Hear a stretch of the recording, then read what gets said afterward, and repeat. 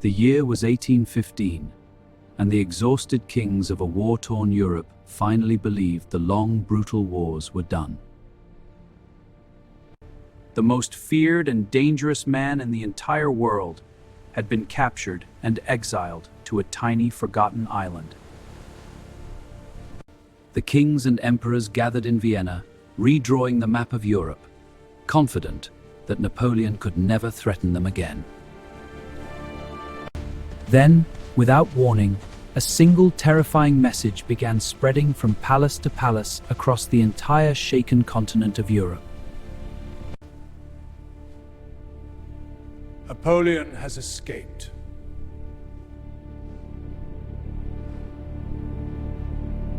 What followed would become one of the most audacious and breathtaking comebacks in the entire recorded span of human history.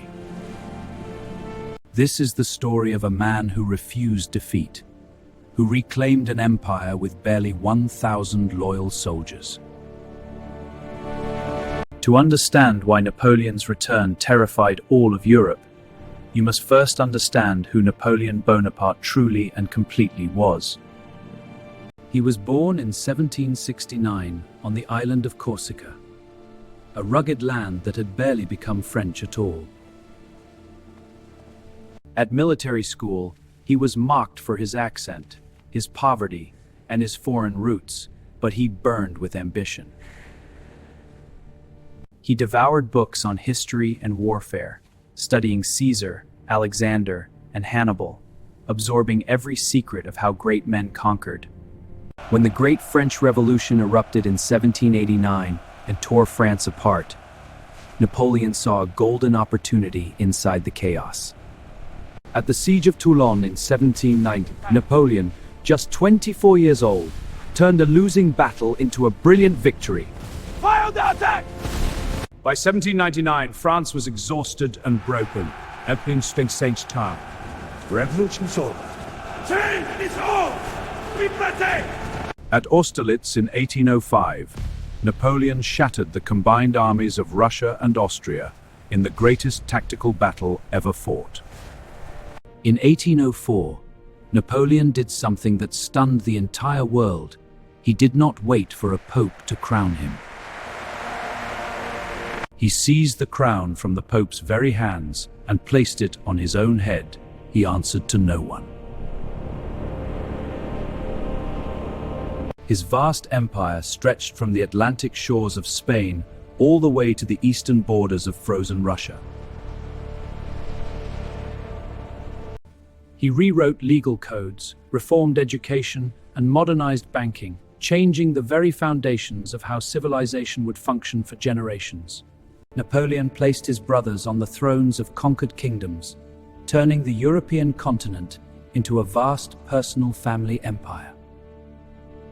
His Grand Armée was the most feared army on earth, and his soldiers adored their emperor with absolute, unwavering devotion. For a decade, Napoleon stood at the peak of human power, but at that height, the fall is always catastrophic. In the summer of 1812, Napoleon made the fateful decision that would ultimately and irrevocably destroy him. He invaded Russia. He assembled the largest army Europe had ever seen, over 600,000 soldiers, and marched them east toward Russia. But Russia refused to fight. Instead, the Russian armies retreated, burning every village, every crop, every supply depot behind them. In September 1812, Napoleon's massive army marched into the ancient city of Moscow, expecting a Russian surrender that never came. Instead, they found Moscow in flames. The Russians had burned their own capital city rather than surrender it to Napoleon. Napoleon waited in the smoldering ruins of Moscow for weeks, expecting surrender. But no message ever came from the Tsar. Then came the Russian winter, savage, merciless, and absolute, a force of nature that would break and consume his army. Of the 600,000 soldiers who had marched proudly into Russia, Fewer than 100,000 ever returned alive. Europe smelled blood. The powers that had feared Napoleon now united with one burning purpose. On Elba, Napoleon refused to break. His mind continued to plan precision. Napoleon fought brilliantly even in defeat, still a tactical genius, but the overwhelming numbers were impossible to overcome or survive. At Leipzig in 1813, the Battle of Nations destroyed Napoleon's army in 4 brutal days of relentless and catastrophic fighting. By March of 1814, enemy armies had marched through the gates of Paris for the very first time in living memory. Napoleon's own marshals, exhausted, broken, and unwilling to fight on, gathered together and demanded that their emperor abdicate his throne. In April 1814, Napoleon Bonaparte signed his abdication. The emperor who had once ruled the world gave up his throne. The victorious allies face a great problem. What do you do with the most dangerous man? The entire world looks to us for an answer. Their answer was Elba, a small island off the Tuscan coast, a gilded cage for the fallen emperor of France. They gave Napoleon a small guard, an income, and a title, Emperor of Elba, but they had deeply misjudged him. On Elba, Napoleon refused to break. His mind continued to plan, calculate, and scheme with absolute patience and cold precision. He governed the tiny island with the same disciplined precision he had once used to administer an entire European empire. Meanwhile, his secret agents traveled across Europe, feeding him intelligence, bitter for his soldiers. Every single day on Elba, Napoleon watched, listened, gathered intelligence, and planned his return with absolute patience and cold precision. On the night of February 26, 1815, under cover of total darkness, Napoleon made his most audacious and dangerous move.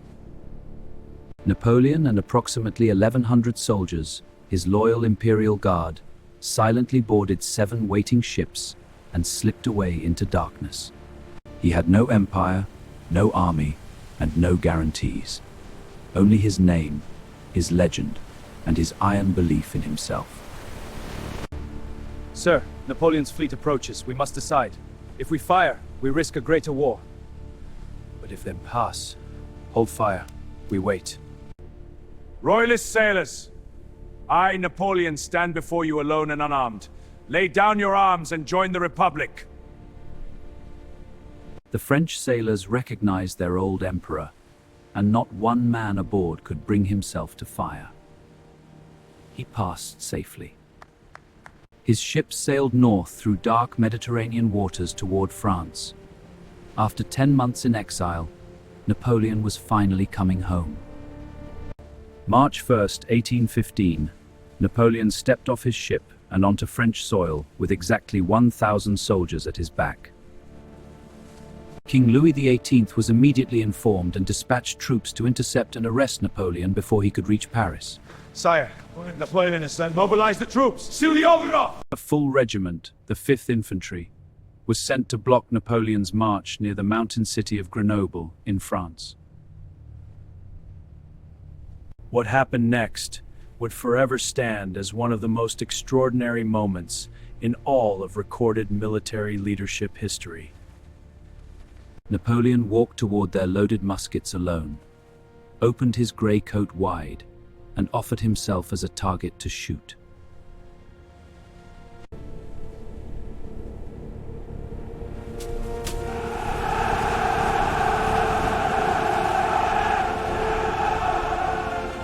Marshal Ney had solemnly promised to bring Napoleon back in an iron cage. Instead, he defected with his entire army.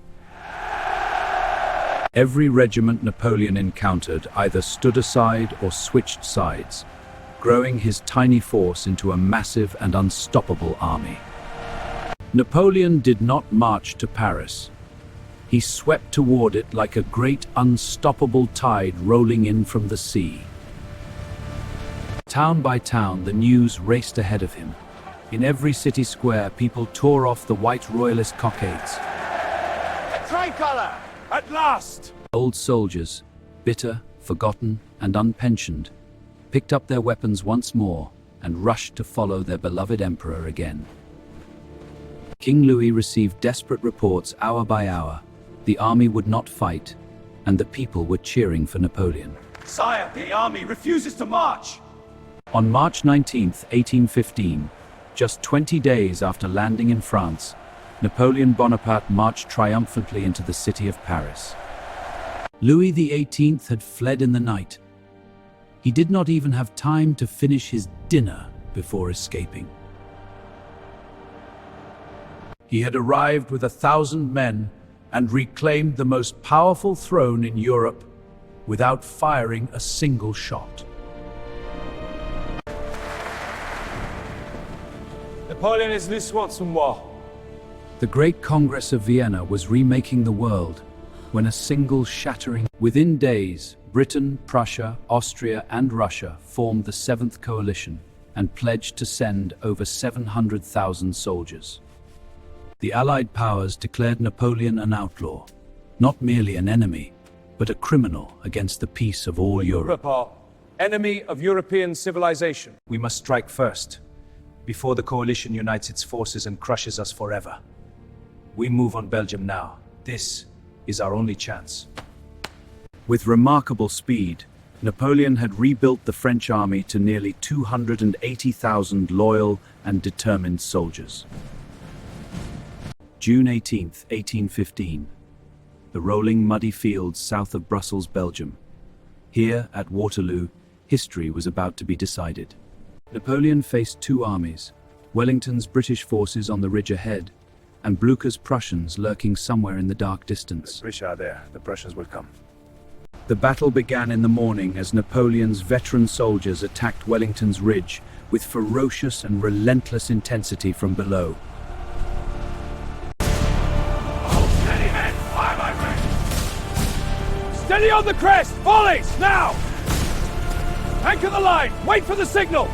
Napoleon delayed his attacks, whether from illness or poor command, and those lost hours could never be recovered or replaced. Gentlemen, we march to victory. Then, by mid-afternoon, as French forces finally seemed to be gaining ground, the Prussian army arrived on Napoleon's exposed flank.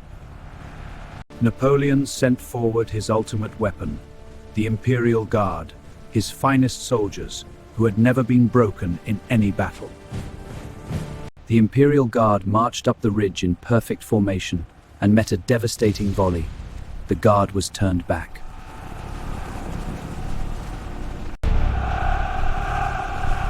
Swept the French ranks like wildfire. Panic followed. Napoleon's last battle had been catastrophically lost. Napoleon fled the battlefield, returned to Paris to find his support had gone, and signed his second and final abdication. This time, the Allies took no chances.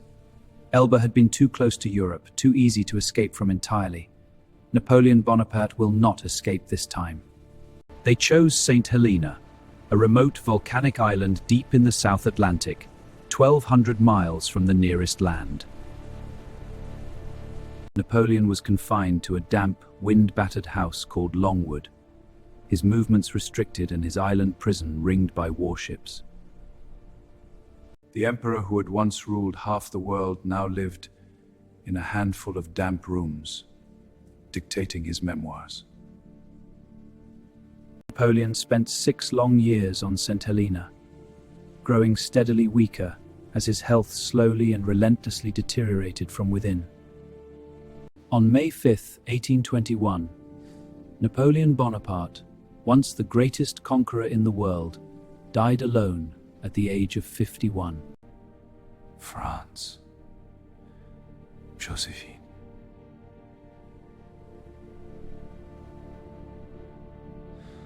In 1840, his body returned to Paris. Hundreds of thousands of people lined the streets to honor their fallen emperor. The 100 days lasted 111 days, but this story of extraordinary human defiance endures for all time.